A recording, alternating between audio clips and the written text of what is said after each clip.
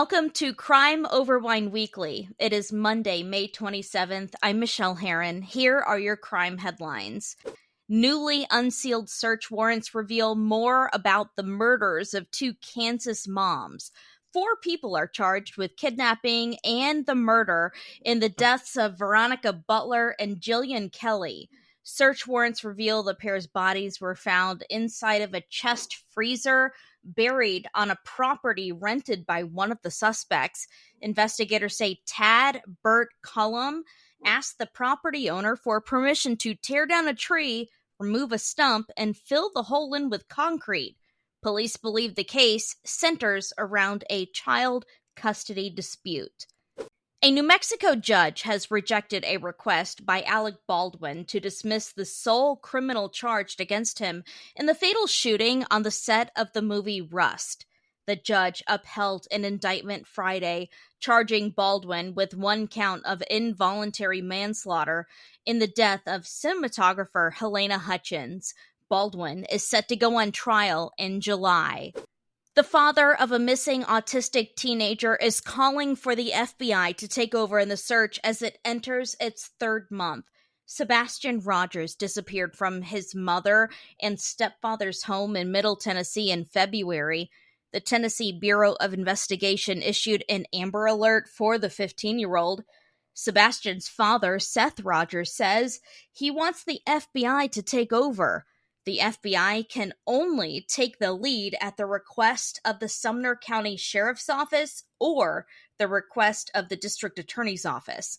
The FBI and TBI are assisting in the case, but the Sheriff's Office is the lead agency.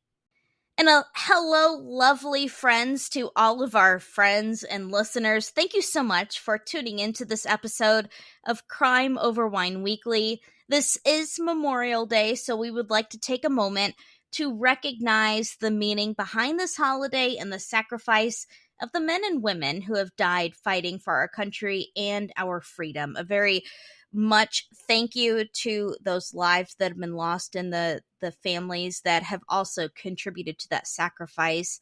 And also, let's go ahead and bring in the ever so amazing Heather Holley, who pulled off a fantastic Peace Out kindergarten graduation celebration. You guys should have seen her car and the tan lines that she is sporting from it all. Heather, you guys have had a blast this week. Tell us more about it. Very exciting week in the Holley household. My son is officially a 1st grader, so his school did a car parade for the kindergartners to send them off. So we got to pick them up early, and we were allowed to decorate our cars and went through a little line, and they had an arch set up with balloons and streamers to drive through, and all the teachers were outside waving, saying goodbye to the kids. So I can't ever just do anything simple, so I got some car markers, and I have never used those before. Those aren't easy to use, by the way. And he had a very, very simple request. He wanted Optimus Prime and Spider-Man and Buzz Lightyear. I drew Optimus Prime. We got that one on there, and I tested it out and sent it to a friend who didn't know I was drawing that, and went, "Hey, can you figure out who that is?" And they did. I was like, "Okay, we're off to a good start." But 6-year-olds, not 6th graders, 6-year-olds are more judgmental. But he was really excited, and I got very sunburned in the process of this. So, but it was worth it, and I would do it again. Check back in a few years when I'm diagnosed with skin cancer, and we'll see if I feel the same way. But no, I'm just kidding. His little "this is amazing" was definitely worth it. So very proud of him, and excited to see how 1st grade goes. It was just so amazing to see your car and see all of the effort that you put into it. I was in awe, so I can only imagine how he felt knowing that you did that and that was all for him. It touched my heart. So I was thank you. I want to graduate 1st grade or kindergarten again. Come on. You want me to come decorate your windows? I'll come make your windows special for you. You'll come out of work one morning and you'll be very surprised. But you really did. You went all out, and I just like that's so much fun, and it really just brings you back to those days, and it made me think about like the things that like my mom did when I was younger that like you kind of like forget about until like you there's something that triggers that, and that's what your card did for me. And so I was just like, oh my gosh, like moms are the best, like for real, moms are always the best. I'll have to go actually post pictures on social media. I'll do them of the car. I do intentionally not put my children on the podcast social media stuff, so that there's some kind of hint of privacy in their life, because they're all over my personal page. But we'll draw a line somewhere. Like we'll try. Yeah, but the whole peace out kindergarten, like I loved it. Thank you. He's been very excited since then too. So it's rained here too for like it's been 3 days since we did the car parade and I drew this stuff on, and it has rained every day since then, and the car paint is still there, so pretty impressed. Hey man, the car paint might hold on through the whole first grade year. You don't know.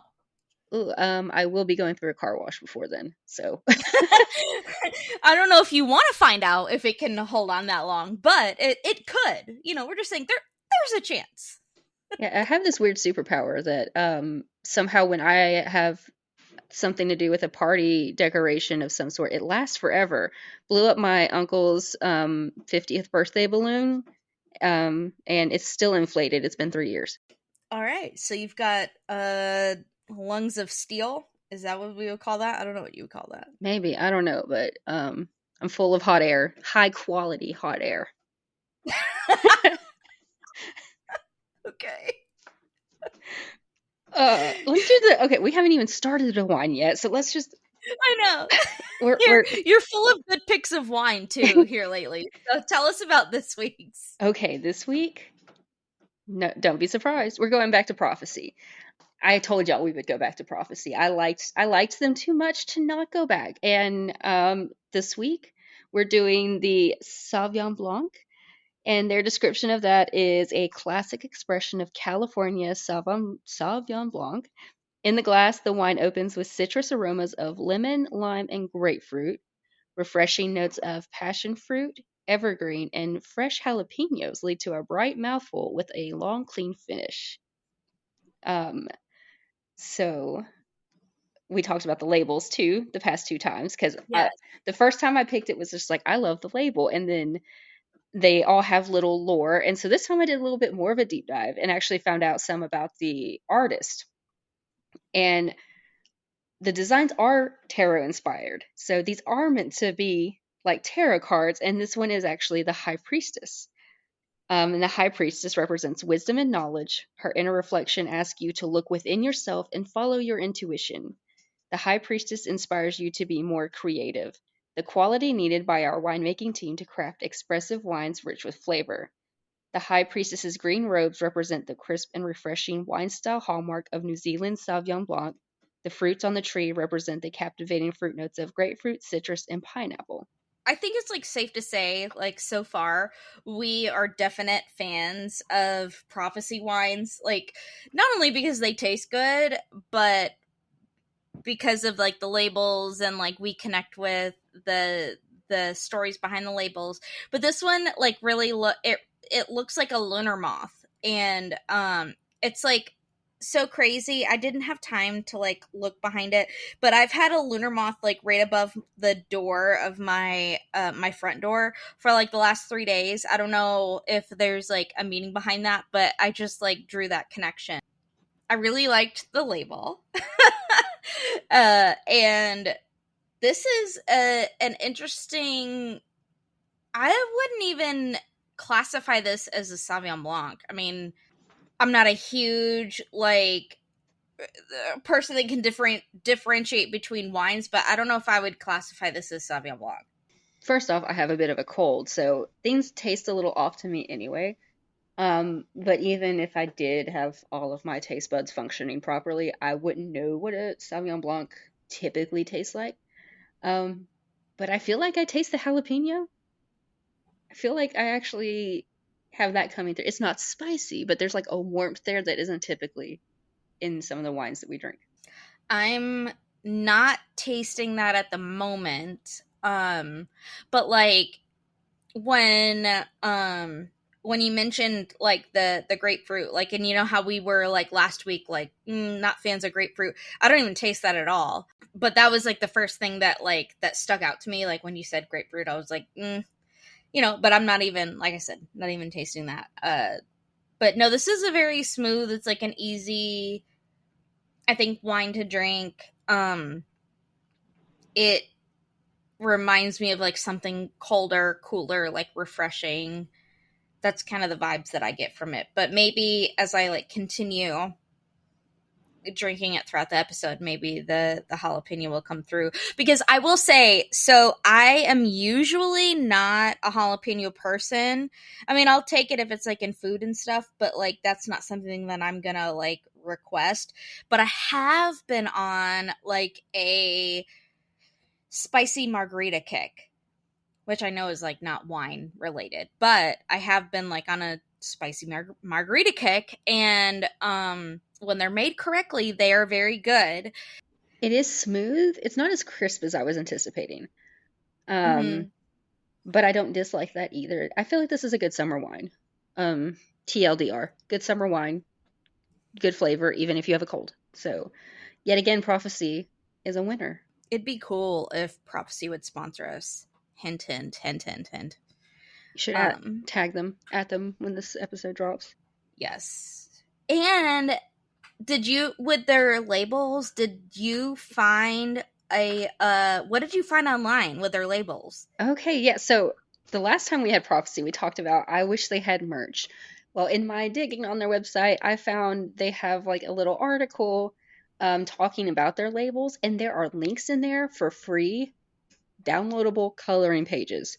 So it is the labels without their brand on it. So you could print these out and frame them if you wanted to, if you did a high enough quality, or just color them for fun.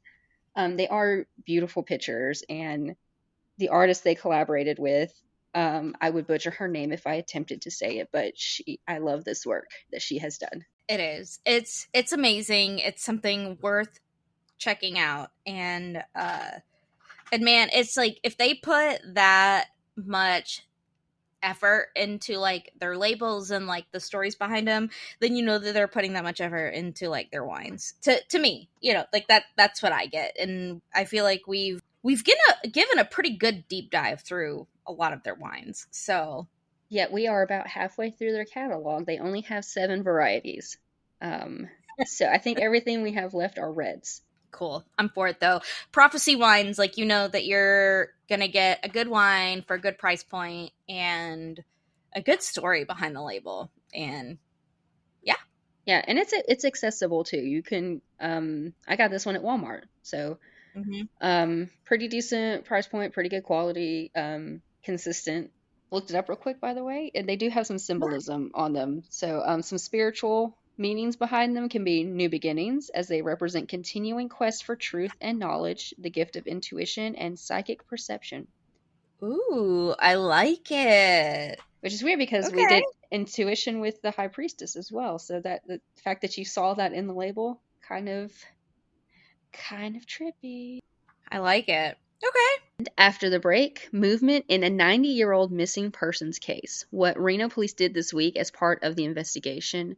Plus, a South Carolina couple is charged with trafficking their own child. How investigators say they use the teen as, quote, currency, and what you can do if you suspect someone is a victim of trafficking.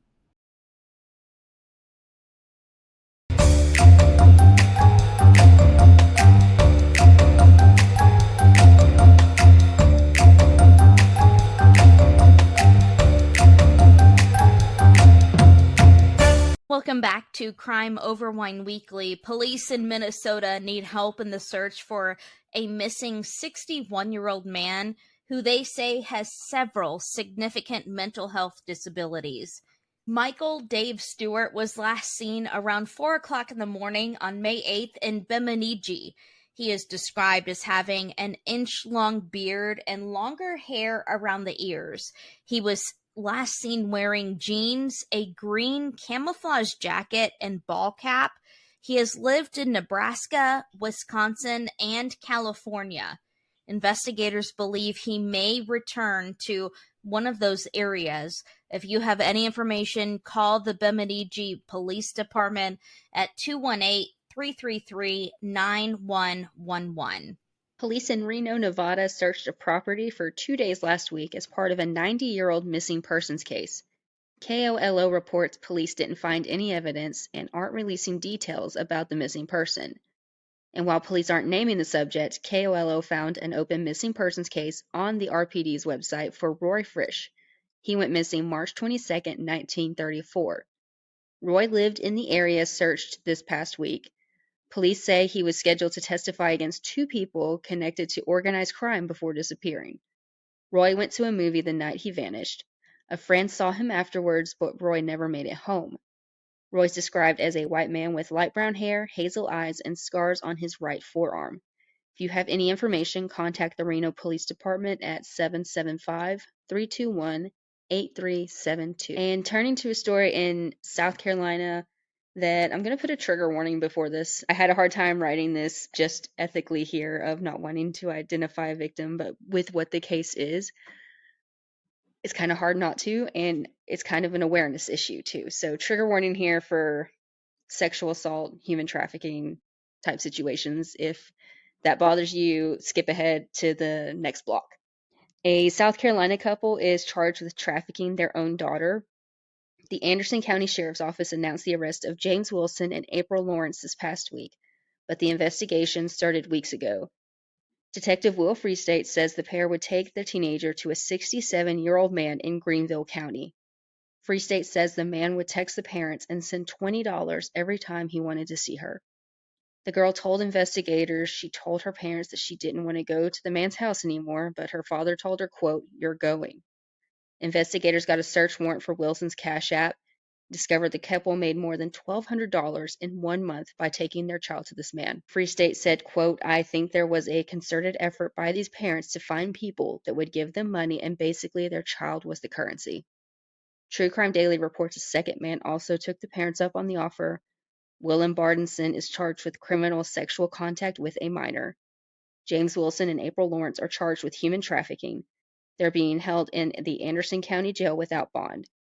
Detective Freestate encourages people to speak up if they see or hear something. And you can reach the human trafficking hotline at 1-888-373-7888. This is a tough one to hear, but it is an important topic. And I think, Heather, it's an important one. I don't think people sometimes really understand what human trafficking actually is, or the definition that in their head might be something a little bit different. So I think that's why it is important to talk about these hard cases, because it is something that you can't turn a blind eye to.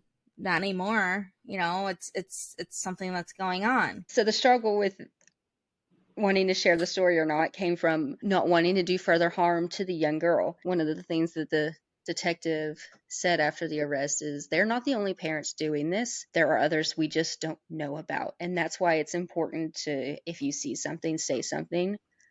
Because, yeah, trafficking isn't probably the movie type scenario that a lot of people have in their mind. It's not always the zip tie on your door at the mall or anything shady like that that's often viral on social media. It is more subtle. I appreciate you explaining why it was important to you to share this and in the way that you did, because I think sometimes people, viewers or listeners, might not really always understand the thought and the things that we as journalists think about before we put stories, very sensitive stories, out there.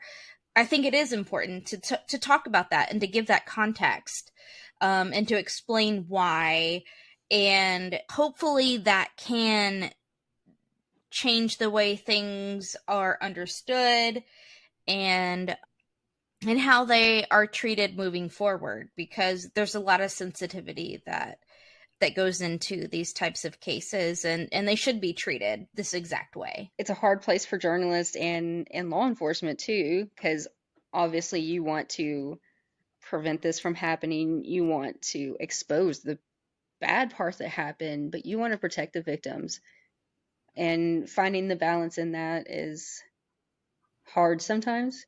So I hope people do appreciate that. And I know there's probably some people that are more like, oh, y'all are just being wussies and just tell the story. So I know that there's both trains of thoughts, but I will forever choose to protect a victim than share a story for clicks or anything like that. And just because it's, something that maybe on the front end, we can't speak for every single media outlet out there, but that maybe the news might hold back a little bit on, that doesn't mean that law enforcement, that they aren't doing their jobs, and sometimes even if it's just a little bit of information that you might know, if you call and report that could be that one last thing that they need to get the case, to get the charge, to do what they need to do to take care of this. Human trafficking is something that law enforcement everywhere, not just in the US, like around the world, that they are dealing with. And, it's something we have to get a handle on. It's disgusting.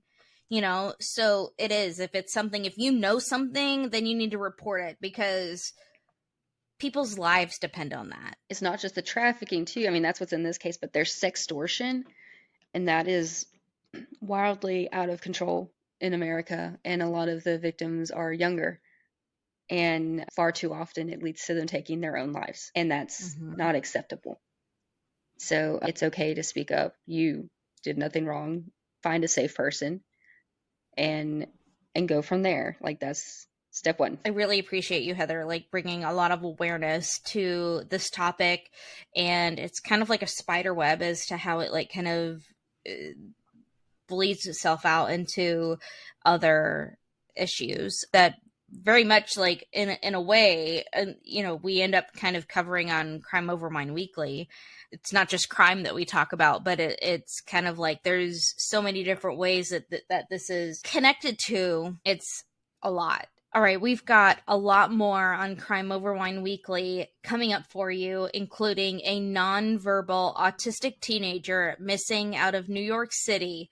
When we come back, find out where investigators believe he could be headed. Plus, justice for a Tennessee mom of 4 found murdered in an abandoned cemetery could be on the horizon. Find out the connection between Karen Swift and the man police say killed her.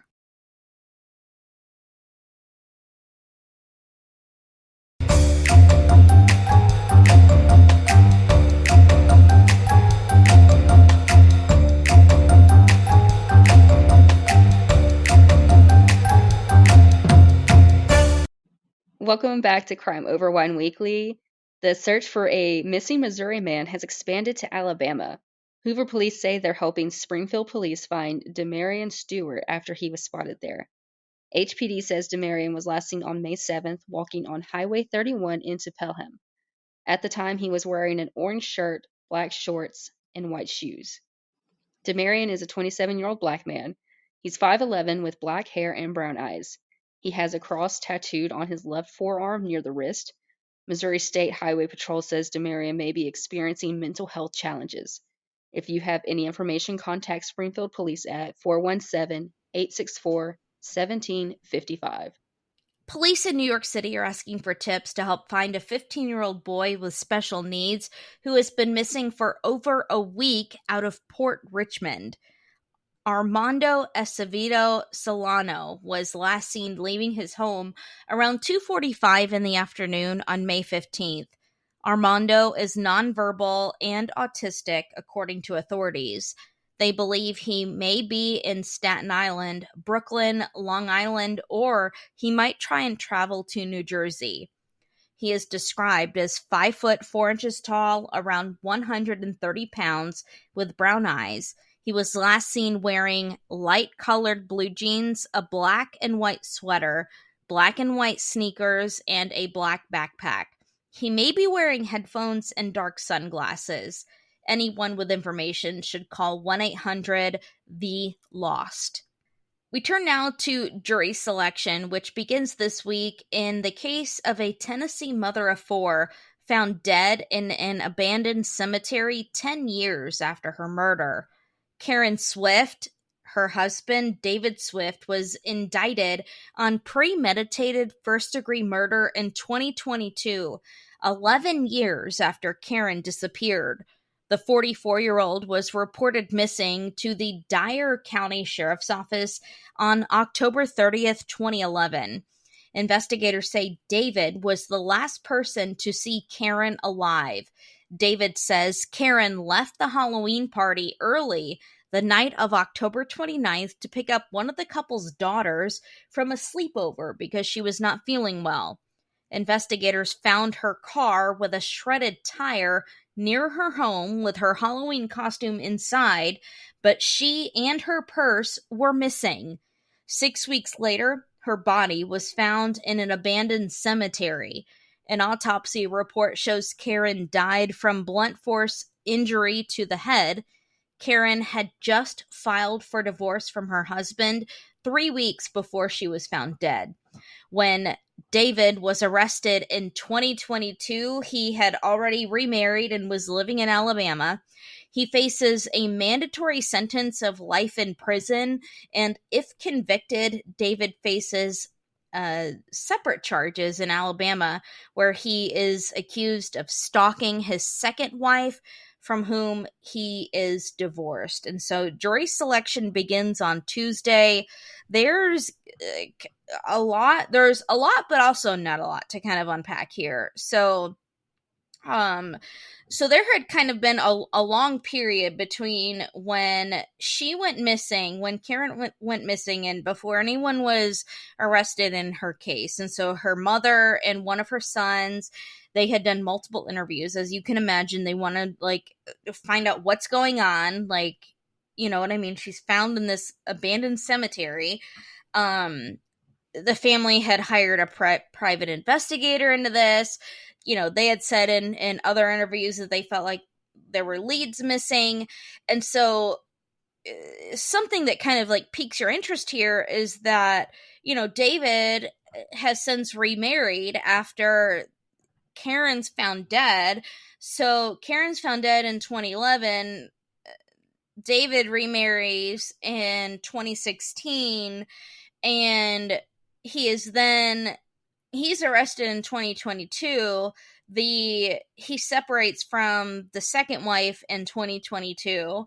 And there was location information apparently from David following the second ex-wife, like parking outside of her house on all hours of the night, you know, things like that. I can see arguments on both sides of that, you know, as to whether or not that has, if anything, it's gonna go against his character. I could see, but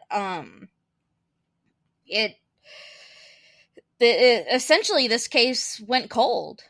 You know what I mean? And a lot of people were like, is there ever going to be justice in what happened to Karen?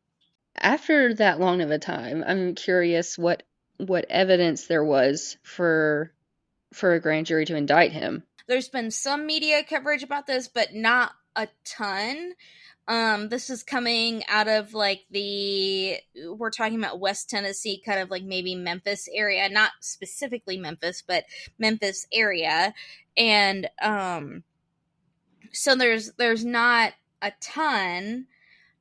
But yes, I agree, you know, because why did it take it, if it really was essentially, you know, what the husband, you know, hypothetically, then why did it take this many years to charge him, you know? And I guess that is what will come out in the trial. Yeah, I mean, it's going to have to persuade a jury to find him guilty. So hopefully they've got their evidence straight and solid for a prosecution, because I mean, if it is him, she deserves justice and he deserves swift punishment, if you will.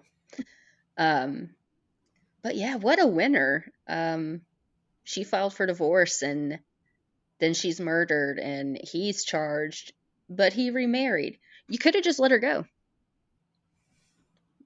Just, yeah, it might have hurt you, but let her go. You remarried anyway. And she had 4 children, right? So you took the mother of your 4 children away from them. They don't get to grow up with her and are missing all sorts of life experiences that she should be there for because you couldn't let her go, allegedly. I think, Heather, you really have to think how many Lifetime movies and how many Dateline episodes would be cut short if they were just let go at the divorce paper filing. I'm just saying. I know. I mean, I'm over here living in a Disney movie that it's happily ever after, and I guess my man's was going till death do us part and decided to take matters into his own hands. I don't know. The jury will figure that out.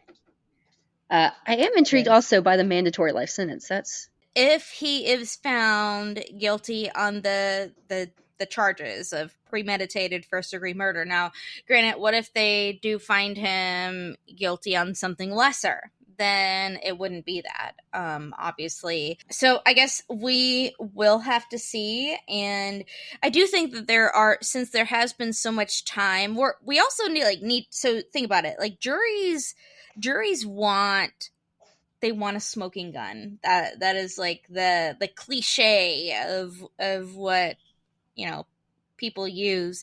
You're not gonna really find a smoking gun in this, but juries, they want that direct evidence. They want that specific evidence that is going to tie person A to person B so that they feel good about making a guilty decision and handing down that verdict. So that is really where you're going to have to see the prosecution craft that argument, and if they can't, then that is where the defense is just going to poke holes. You know what I mean? Because you're not going to get a jury of 12 people that are going to agree if they don't all wholeheartedly feel okay with that. And that's anywhere. That's not just here. That's anywhere. Yeah, I mean, as it should be, because his life is literally in their hands.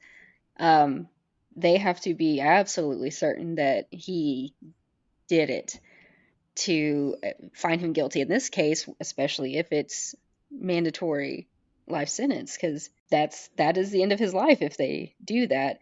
But for premeditated murder, I'm gonna think maybe there is possibly a smoking gun there. They have to have some kind of evidence that he planned it and executed it. So maybe there will be. I always love to see the way that attorneys do craft arguments like that and to see kind of like where do they connect those dots. That's something I know you're just like me. Like I love watching that like play out. So we will have to wait and see. And maybe it did. Maybe it took a break in DNA testing or, something like that. Maybe there was a piece of evidence that couldn't be tested the way that they needed at the time, and maybe it took a decade to test it later. I don't know. I guess we will have to find out.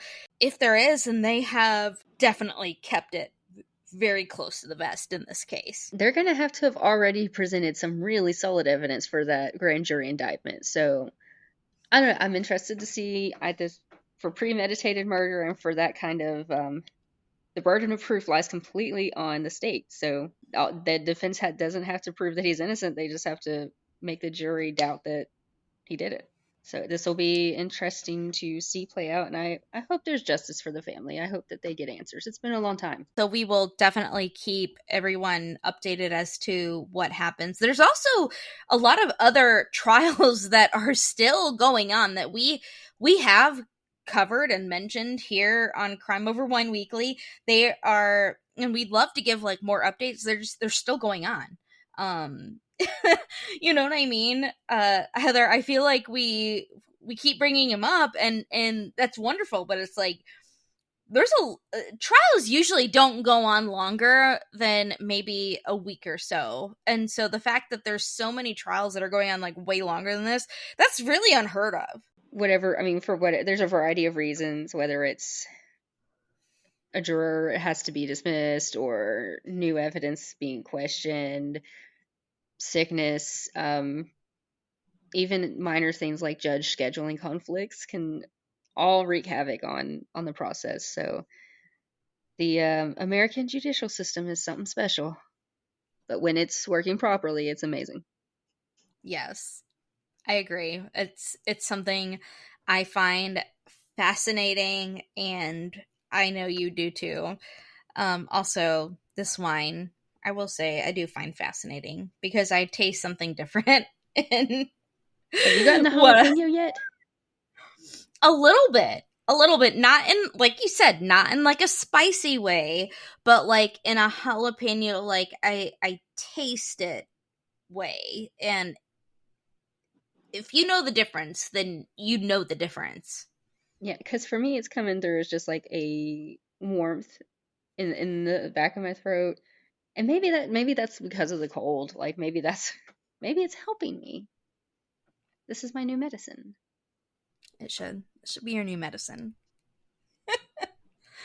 It is. It's a very good wine. Prophecy Sauvignon Blanc. We said at the beginning of the episode, we are definitely fans of the Prophecy Wines line, and I know that we'll continue to try their wines here because we like them. We like their labels. We like the meaning behind their labels. We like everything about Prophecy, and we're not getting paid to say this, even though it'd be really nice if we did. I'm gonna plug that again. Hint. Yeah. So anyway, this has been a really fun episode, and we thank all of you for listening. If you can't get enough of Crime Over Wine Weekly, follow us on Facebook, Twitter, and Instagram. And we will see you next Monday for the next episode of Crime Over Wine Weekly. Cheers.